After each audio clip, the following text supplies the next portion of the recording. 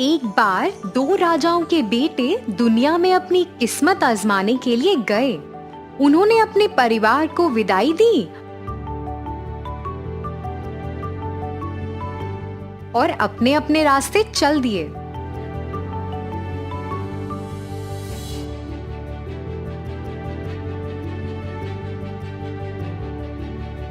कई वर्षों तक वे हर जगह गए और वे सब कुछ किया जो वे चाहते थे। फिर वे दोनों मूर्खता से जीवन व्यतीत करने लगे, इतना कि वे दोबारा घर भी नहीं लौट पाए। उनका परिवार उनके बारे में चिंतित हो गया था और उनके पास कोई सुराग भी नहीं था कि वह कहाँ हो सकते हैं। तब उनका भाई, जो कि एक बौना था, अपने भाइयों की तलाश में निकल गया। उसने लंबी यात्रा की और जैसा कि वो अपने भाइयों को जानता था, उसे पता चल गया कि वह कहाँ हो सकते हैं। अंत में उसने पाया कि वे तो केवल उस पर हंस रहे हैं।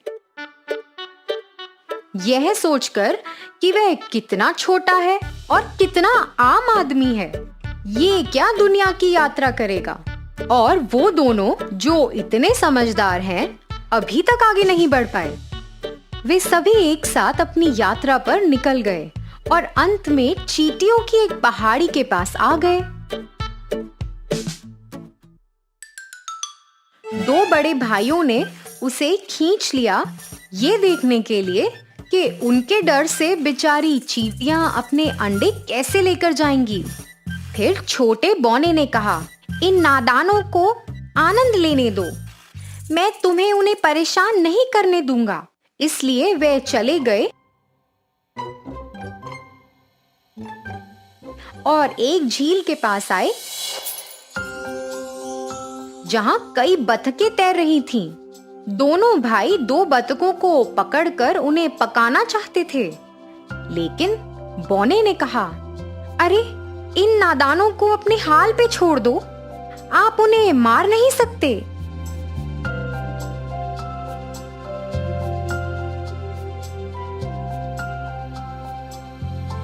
इसके बाद वे एक खोखले पेड़ में मधुमक्खियों के छत्ते के पास आए और इसमें इतना शहद था कि यह धड़ के नीचे तक टपक रहा था। और दोनों भाई पेड़ के नीचे आग जलाकर मधुमक्खियों को मारना चाहते थे ताकि वे शहद प्राप्त कर सकें। लेकिन बौने ने उन्हें वापस पकड़ लिया और कहा, इन सुंदर मधुमक्खियों को छोड़ दीजिए, मैं आपको उन्हें जलाने नहीं दे सकता।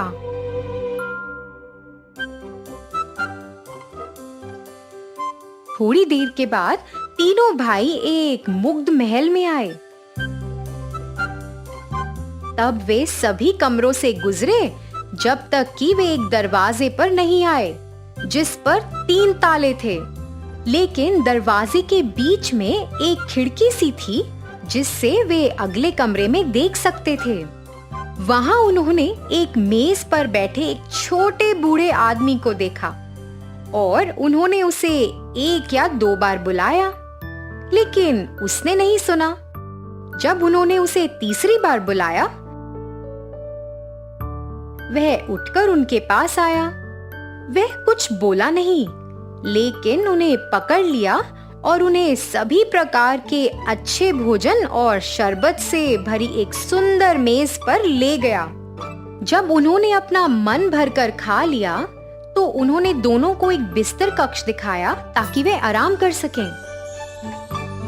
अगली सुबह वे सबसे बड़े व्यक्ति के पास आया और उसे एक संगमरमर की मेज पर ले गया जहां 3 गोलियां थीं, जिसमें महल के खंडित होने के तरीके की जानकारी थी। पहली गोली ने कहा, काई के नीचे लकड़ी के भीतर राजा की बेटी के 1000 मोती हैं। वे आपको ढूंढने हैं और यदि कोई सूर्यास्त तक नहीं मिल पाया तो ढूंढने वाला खुद संगमरमर में तब्दील हो जाएगा। सबसे बड़े भाई ने पूरे दिन मोतियों की तलाश की, लेकिन शाम हो गई और वो सिर्फ पहले 100 मोती तलाशने में ही सफल रहा, इसलिए उसे पत्थर में बदल दिया गया। अगले दिन दूसरे भाई ने इस कार्य को अंजाम दिया, लेकिन वह पहले भाई से बेहतर नहीं था, क्योंकि वह दूसरे 100 मोती ही पा सका और इसलिए वह भी पत्थर में बदल गया।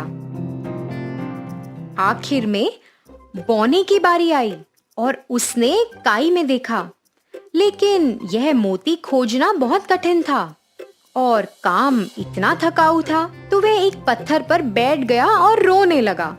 और जब वहां वह बैठा हुआ था, तो चींटियों का राजा, जिसका जीवन उसने बचाया था, 5000 चींटियों के साथ उसकी सहायता करने के लिए आया और उन्होंने सभी मोती ढूंढ लिए और उन्हें ढेर में रख दिया।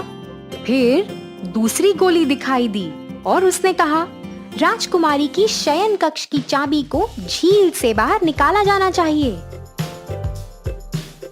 और जैसे ही बौना झील के कगार पर आया, उसने 2 बतखों को देखा जिन्हें उसने बचाया था और उन्होंने डुबकी लगाई और जल्द ही नीचे से चाबी लेकर आ गए।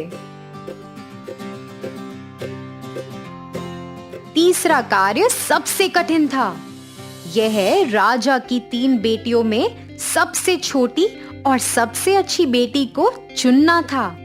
अब वे सभी सुंदर थीं और बिल्कुल एक जैसी, लेकिन उसे बताया गया था कि सबसे बड़ी ने चीनी का एक टुकड़ा खाया है, दूसरी ने चाशनी और सबसे छोटी ने शहद का एक चम्मच खाया था। उसे अब शहद वाली को चुनना था। तब मधुमक्खियों की रानी आई, जिसे आग से बौने ने बचाया था, और वह तीनों के होठों पर बैठी, लेकिन आखिर में वह शहद खाने वाली के होठों पर बैठ गई। और इसी तरह बौना जान गया कि वह सबसे छोटी बेटी है। इस प्रकार जादू टूट गया और जो भी पत्थर में बदल गए थे, वे अपने असली रूप में आ गए। बौने ने सबसे छोटी और सबसे अच्छी राजकुमारी से शादी कर ली और उसके पिता की मृत्यु के बाद राज किया। उसके भाइयों ने खुद को बदलने का वादा किया और बौने ने अन्य 2 बहनों की शादी अपने भाइयों से करा दी।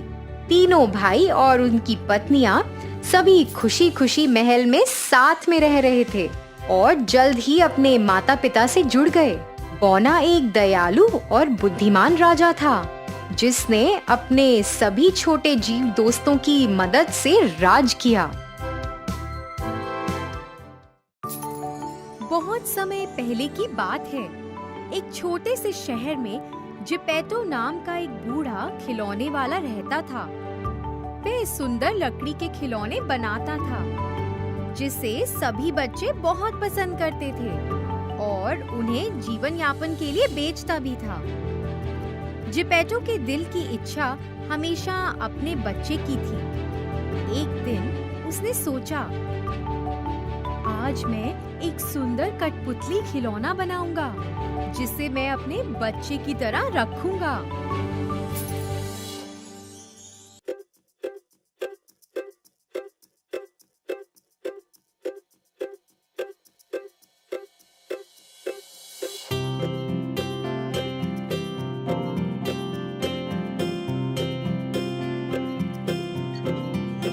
जिपेटो ने अपने कलापूर्ण हाथों से एक बड़े लकड़ी के टुकड़े को तराशा और जल्द ही उसने उसे एक सुंदर दिखने वाले लड़के के रूप में आकार दिया। ओह, मैंने क्या सुंदर लड़का बनाया है! तुमने मुझे मेरा बचपन याद दिला दिया। मैं तुम्हें कभी किसी को नहीं बेचूंगा। मैं तुम्हें पिनोकियो कहूंगा। रात का समय था और जिपेटो गहरी नींद में था और उसके साथ पिनोकियो भी था। अचानक वहाँ एक परी दिखाई दी। उसने पिनोकियो के ऊपर अपनी जादू की छड़ी लहराई और कठपुतली अपने आप चलने लगी। वह बिस्तर से ठीक बाहर कूद गया और परी को आदर पूर्वक प्रणाम किया। धन्यवाद परी, तुमने मुझे जीवन दिया है। अब मैं चल सकता हूँ। मैं नाच भी सकता हूँ। हाँ हाँ मेरे दोस्त, अब आपको एक अच्छा बच्चा बनना है। अपने पिता को परेशान ना करें और हमेशा उनकी बात सुनें। यदि आप खुद को एक अच्छा बच्चा साबित करते हैं, तो मैं आपको एक विशेष उपहार दूंगी। परी ने पिनोकियो को अपने पिता को सुबह आश्चर्यचकित करने के लिए कहा और फिर गायब हो गई। अगली सुबह जब जेपेटो उठा तो उसने देखा कि पिनोकियो उसे खड़ा देख रहा है और अपनी आँखों को झपका रहा है। मेरी कठपुतली जिंदा है, मेरा पिनोकियो जीवित है। मैं तो इतना खुश कभी भी नहीं था। जेपेटो और पिनोकियो एक साथ खुशी से रहने लगे। जल्द ही पिनोकियो स्कूल भी जाने लगा और पिनोकियो ने किताबें खरीदने के लिए अपने पिता से पैसे मांगे। जेपेटो के पास स्कूल की किताबें खरीदने के लिए पैसे नहीं थे, इसलिए उसने अपना एकमात्र कोट बेच दिया और पैसे पिनोकियो को दे दिए। पिनोकियो स्कूल के लिए निकला। सभी दुकानों और लोगों को देखकर वह बहुत खुश हुआ। अचानक उसने देखा कि आगे भीड़ जमा थी। वे सभी एक बड़े सर्कस तंबू के पास खड़े थे। दरवाजे पर एक विदूषक खड़ा था। पिनोकियो दरवाजे में घुसने ही वाला था कि विदूषक ने उसे रोका। पिनोकियो ने कुछ समय के लिए सोचा और अपने पिता द्वारा दिए गए धन को निकाल लिया। विदूषक ने उसे टिकट दी और पिनोकियो ने उत्साह के साथ तंबू में प्रवेश किया। एक जादूगर एक नृत्य दिखा रहा था और एक भालू एक साइकिल चला रहा था। पिनोकियो ये सब देखकर चकित था और फिर सर्कस मास्टर ने उसे देखा। ओह, ये तो एक जीवित कठपुतली है। मैं उसे पकड़कर अपने सर्कस में काम कराऊंगा। अब मुझे कठपुतलियों के नृत्य के लिए लोगों की आवश्यकता नहीं है। नृत्य खत्म होते ही उसने पिनोकियो को बाहर निकलने से रोक दिया। उसने पिनोकियो को सर्कस में उसके लिए काम करने के लिए कहा और पिनोकियो ने वहाँ से भागने की कोशिश की। मुझे जाने दो, मुझे स्कूल जाना है। फिर तुम स्कूल जाने की बजाय यहाँ क्यों आए? पिनोकियो ने सर्कस मास्टर को बताया कि वो अपनी गलती के लिए शर्मिंदा है और उसने अपने पिता से झूठ भी बोला था। सर्कस मास्टर ने उसे फिर से झूठ ना बोलने की चेतावनी दी। उसे 5 सिक्के दिए और उसे अपने रास्ते पर भेज दिया। जब पिनोकियो अपने रास्ते पर था, एक चालाक बिल्ली और लालची लोमड़ी ने पिनोकियो के हाथों में सिक्के देखे और उसे रोक लिया।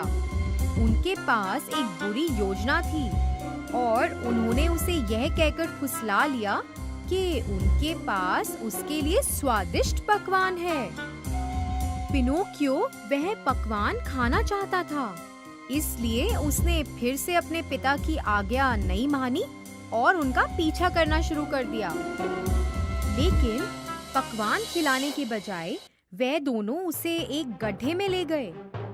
उन दोनों ने उसके सिक्के ले लिए और उन्हें रोकने की कोशिश में पिनोकियो गड्ढे में गिर गया। अरे, मैंने क्या कर दिया? मुझे गलत लोगों पर विश्वास नहीं करना चाहिए था। मैंने अपने पिता की बात नहीं मानी, इसलिए बिल्ली और लोमड़ी ने मुझे बेवकूफ बनाया। मैं इसी लायक हूँ। फिर अचानक परी दिखाई दी। क्या हुआ पिनोकियो? आप इस गड्ढे में कैसे गिरे हैं? मैं स्कूल की किताबें खरीदने जा रहा था और 2 चालाक जानवरों ने मुझे पकड़ लिया और मुझे इस गड्ढे में फेंक दिया। उन्होंने मेरे सोने के सिक्के भी चुरा लिए हैं। जैसे ही पिनोकियो ने ऐसा कहा, उसकी नाक लंबी होने लगी। मेरी नाक, ये क्या हो रहा है? यह इतनी लंबी क्यों हो रही है? ऐसा इसलिए है क्योंकि तुमने झूठ बोला था पिनोकियो। जब तुम झूठ बोलोगे तो तुम्हारी नाक लंबी हो जाएगी। पिनोकियो शर्मिंदा था और उसने परी को पूरी सच्चाई बताई।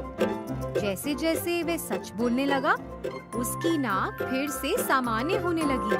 अब जब तुम सच बोल रहे हो, तो मैं तुम्हें आजाद कर दूंगी और तुम्हारे पिता के पास जाने दूंगी। परी ने पिनोकियो पर अपनी जादू की छड़ी लहराई और वह गड्ढे से बाहर आ गया था। घर जाओ पिनोकियो, एक अच्छा बच्चा बनो, फिर कभी झूठ मत बोलना। पिनोकियो घर की ओर चलने लगा। पिनोकियो घर की ओर चलने लगा। अपने रास्ते में वह अपने दोस्त रोमियो से मिला। जरा रुको पिनोकियो, मेरे साथ चलो, मैं टॉयलैंड जा रहा हूँ। अच्छा, ये कहाँ है और मैं वहाँ क्यों जाऊँ? यह खिलौने और मिठाइयों और चॉकलेट से भरा है। कोई भी माता पिता अपने बच्चों को यहाँ डांटते नहीं हैं और तुम्हें वहाँ खेलने से भी कोई नहीं रोकेगा। अच्छा, ये तो मजेदार लगता है। चलो चलते हैं। और टॉयलैंड पर चला गया। पिनोकियो और रोमियो ने मिठाइयाँ खाई और झूलों पर खेला भी। वे कई दिनों तक टॉयलैंड में रहे।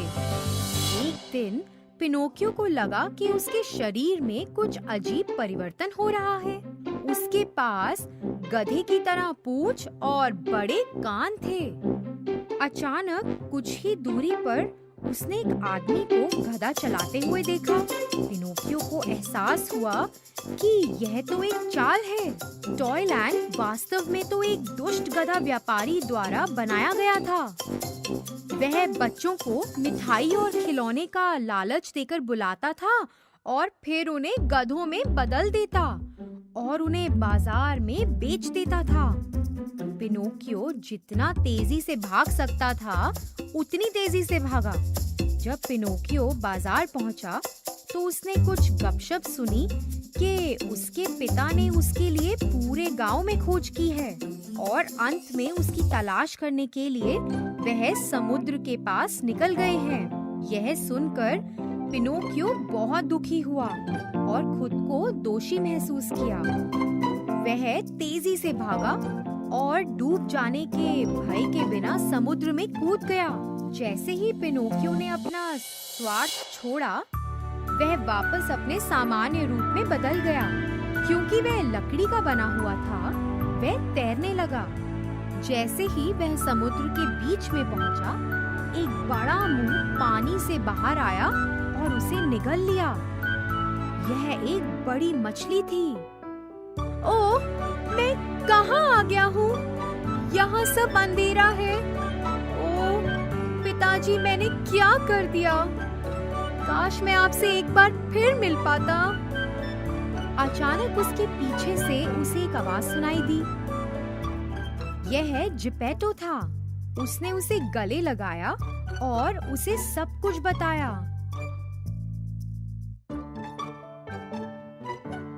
और पिनोकियो ने उससे माफी भी मांगी। जिपेटो अपने बेटे को सुरक्षित पाकर बहुत खुश था। इसके बाद उन्होंने मछली के पेट में तैरते हुए लकड़ी के टुकड़ों को देखा। उन्होंने टुकड़ों को जलाने की योजना बनाई ताकि धुआं आ जाए और मछली खा सके। जब मछली ने उन्हें बाहर निकाला, तो वे दोनों तैरकर किनारे पर आ गए। पिनोकियो, तुमने हमें बचा लिया।